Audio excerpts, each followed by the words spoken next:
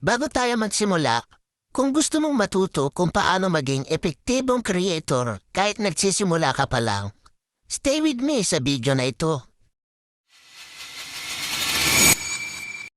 Alam mo, ang pagiging isang content creator, hindi lang basta paggawa ng content. Ito ay pagbibigay ng value kapag may natutunan, natawa o na-inspire audience mo sa bawat videos mo. Iyon ang tunay na reward, hindi lang views o likes. Isa sa pinaka-importanteng aral, quality over quantity. Mas maganda na isang video ang may aral, may punchline at maayos na pagkaka-edit kaysa 10 na walang direksyon. Yung content na may kalidad, nagtatagal sa audience, parang leksyon na tatandaan nila. Ngayon, real talk tayo. Marami ang nagiging frustrated sa simula. Gumagawa ka ng content buong araw, nag-i-edit ka ng oras, tapos pag-check mo, 3 views lang. Oo, 3. Isa sa sarili mo, 2 sa friends mo. Nakaka-disappoint, diba? At habang ginagawa mo yon, may distraction ka pa. Pet, kapitbahay o mga notifications.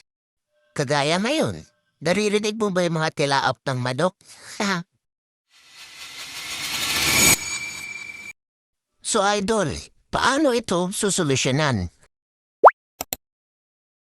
Alamin kung sino ang audience mo at ano ang gusto nitong makita. Isang solid na video sa isang linggo.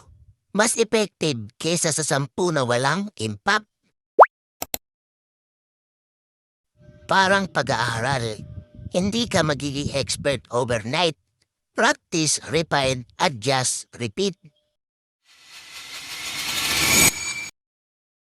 Lagi mo tong tatandaan.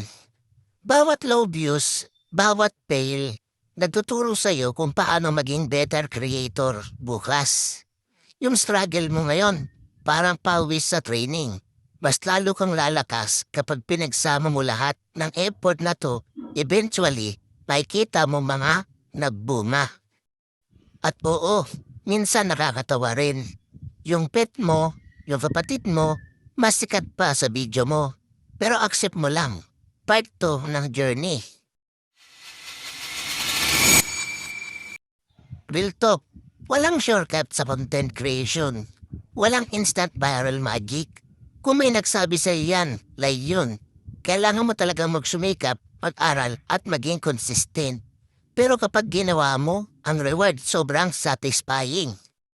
At bago ako magtapos, kung handa ka ng matuto at unting-unting i-level up ang pagiging creator mo, follow mo na ako at sabay nating simulan ang journey na to. At maraming salamat sa panonood.